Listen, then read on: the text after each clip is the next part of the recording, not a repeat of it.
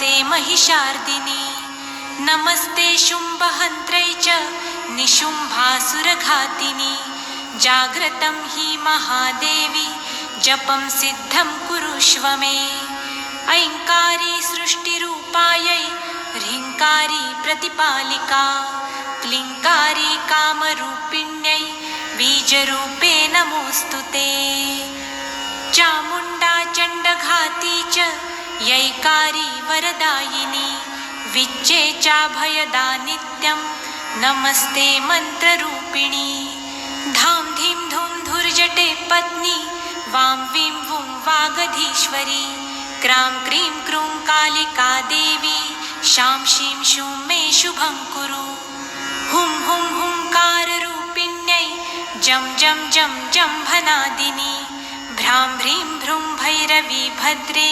भवान्यै ते नमो नमः ॐ अं कं चं टं तं पं यं शं विं जुं ऐं विं हं क्षं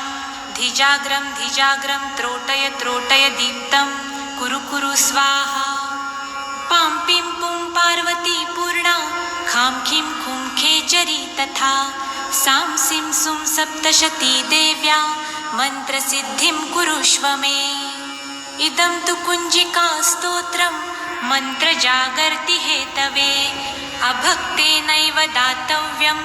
गोपितं रक्ष पार्वती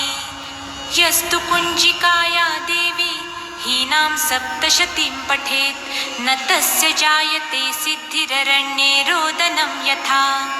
इति श्रीरुद्रयामले गौरीतन्त्रे